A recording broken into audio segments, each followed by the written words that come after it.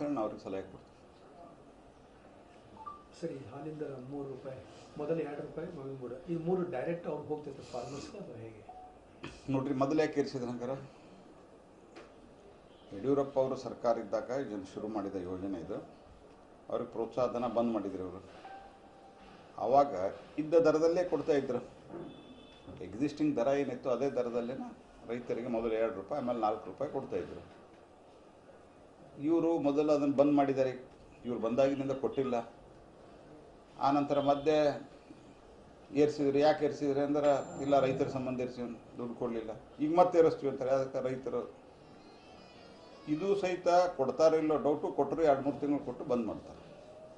ಜನಸಾಮಾನ್ಯರ ಮೇಲೂ ಪ್ರಾಬ್ಲಮ್ ಆಗ್ತದೆ. ನೋಡ್ರಿ, ಸರ್ಕಾರ ದಿವಾಳಿ ಎದ್ದದೆ ಅನ್ಲಿಕ್ಕೆ ಇದು ಒಂದೇ ಉದಾಹರಣೆ. ಇದು ಯಾವುದೇ ಅಭಿವೃದ್ಧಿ ಕೆಲಸಗಳು ನಡೀತಾ ಇಲ್ಲ, ರಸ್ತೆಗಳು ನಡೀತಾ ಇಲ್ಲ. ಭ್ರಷ್ಟಾಚಾರ, ಈ ಭ್ರಷ್ಟಾಚಾರದ ಪರಿಣಾಮವಾಗಿ ಇವತ್ತು ದೇಶದಲ್ಲಿ ಒಂದು ಆಕ್ರೋಶ ಉಂಟಾಗಿತ್ತು ಇಡೀ ದೇಶದಲ್ಲಿ. ಅದನ್ನು ಅತ್ಯಂತ ಕಟ್ಟುನಿಟ್ಟಾಗಿ ನಿರ್ವಹಿಸಿ ಅದನ್ನು ತಹಬಂದಿಗೆ ತಂದು ದೇಶದಲ್ಲಿ ಒಂದು ಶುದ್ಧ ಸರ್ಕಾರವನ್ನು ನರೇಂದ್ರ ಮೋದಿಯವರು ಕೊಡ್ತಾ ಇದ್ದಾರೆ. ಇಲ್ಲಿ ಇವರು ಬಂದಾಗಿನಿಂದನೂ ಸಂಪೂರ್ಣವಾದಂಥ ಭ್ರಷ್ಟಾಚಾರದಲ್ಲಿ ತೊಡಗಿದ್ದಾರೆ. ಭ್ರಷ್ಟಾಚಾರ ಬಿಟ್ಟರೆ ಏನೂ ಮಾಡ್ತಾ ಇಲ್ಲ. ವಾಲ್ಮೀಕಿ ಹಗರಣ, RDPRದಲ್ಲಿ, ಮೂಡಾದಲ್ಲಿ ಎಷ್ಟು ಹಗರಣಗಳಿವೆ. ನಿತ್ಯವೂ ಒಂದು ಹಗರಣ. ಹಿಂದೆ UPA ಸರ್ಕಾರ ಇದ್ದಾಗ ಹಗರಣಗಳ ಸರಮಾಲೆ ಆಗಿತ್ತಲ್ಲ, ಅದೇ ರೀತಿ ಇವತ್ತು ಸಿರೀಸ್ ಆಫ್ ಸ್ಕ್ಯಾಮ್ಸ್ ಅದೇ ರೀತಿ ಸರ್ಕಾರದಲ್ಲಿ ನಡೀತಾ ಇದೆ. ಅದರ ಪರಿಣಾಮವಾಗಿ ಆಡಳಿತ ಕುಸಿದು ಬಿದ್ದಿದೆ. KMF ಅದೇ ದಾರಿಯಲ್ಲಿ ಹೊರಟಿದೆ. ನಾವು ಅವ್ರಿಗೆ ಸಲಹೆ ಕೊಡ್ತೀವಿ. ಸರಿ, ಹಾಲಿಂದ 3 ರೂಪಾಯಿ, ಮೊದಲು 2 ರೂಪಾಯಿ, ಮಗನ 3, ಈ 3 ಡೈರೆಕ್ಟ್ ಅವ್ರಿಗೆ ಹೋಗ್ತೈತೆ ಫಾರ್ಮರ್ಸ್ಗೆ ಅಥವಾ ಹೇಗೆ? ನೋಡ್ರಿ, ಮೊದಲು ಯಾಕೆ ಏರಿಸಿದ್ರೆ ಹಂಗಾರ? ಯಡಿಯೂರಪ್ಪ ಅವರು ಸರ್ಕಾರ ಇದ್ದಾಗ ಇದನ್ನು ಶುರು ಮಾಡಿದ ಯೋಜನೆ ಇದು. ಅವ್ರಿಗೆ ಪ್ರೋತ್ಸಾಹಧನ ಬಂದ್ ಮಾಡಿದ್ರು ಅವರು. ಆವಾಗ ಇದ್ದ ದರದಲ್ಲೇ ಕೊಡ್ತಾ ಇದ್ರು. ಎಕ್ಸಿಸ್ಟಿಂಗ್ ದರ ಏನಿತ್ತು ಅದೇ ದರದಲ್ಲೇ ರೈತರಿಗೆ ಮೊದಲು 2 ರೂಪಾಯಿ, ಆಮೇಲೆ 4 ರೂಪಾಯಿ ಕೊಡ್ತಾಯಿದ್ರು. ಇವರು ಮೊದಲು ಅದನ್ನು ಬಂದ್ ಮಾಡಿದ್ದಾರೆ. ಇವ್ರು ಬಂದಾಗಿನಿಂದ ಕೊಟ್ಟಿಲ್ಲ.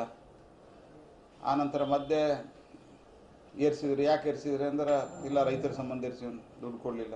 ಈಗ ಮತ್ತೆ ಏರಿಸ್ತೀವಿ ಅಂತಾರೆ. ಅದಕ್ಕೆ ರೈತರು ಇದು ಸಹಿತ ಕೊಡ್ತಾರೋ ಇಲ್ಲೋ ಡೌಟು. ಕೊಟ್ಟರು 2-3 ತಿಂಗಳು ಕೊಟ್ಟು ಬಂದ್ ಮಾಡ್ತಾರೆ. ಜನಸಾಮಾನ್ಯರ ಮೇಲೂ ಪ್ರಾಬ್ಲಮ್ ಆಗ್ತದೆ. ನೋಡ್ರಿ, ಸರ್ಕಾರ ದಿವಾಳಿ ಎದ್ದದೆ ಅನ್ಲಿಕ್ಕೆ ಇದು ಒಂದೇ ಉದಾಹರಣೆ. ಇದು ಯಾವುದೇ ಅಭಿವೃದ್ಧಿ ಕೆಲಸಗಳು ನಡೀತಾ ಇಲ್ಲ, ರಸ್ತೆಗಳು ನಡೀತಾ ಇಲ್ಲ.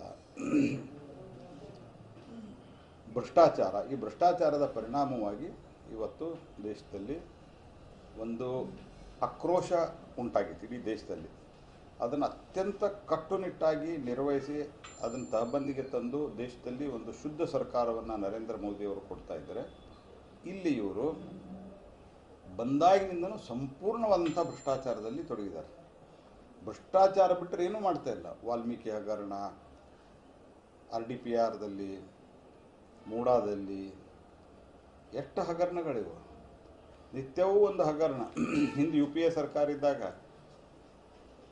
ಹಗರಣಗಳ ಸರಮಾಲೆ ಆಗಿತ್ತಲ್ಲ, ಅದೇ ರೀತಿ ಇವತ್ತು ಸಿರೀಸ್ ಆಫ್ ಸ್ಕ್ಯಾಮ್ಸ್ ಅದೇ ರೀತಿ ಸರ್ಕಾರದಲ್ಲಿ ನಡೀತಾ ಇದೆ. ಅದರ ಪರಿಣಾಮವಾಗಿ ಆಡಳಿತ ಕುಸಿದು ಬಿದ್ದಿದೆ. KMF ಅದೇ ದಾರಿಯಲ್ಲಿ ಹೊರಟಿದೆ.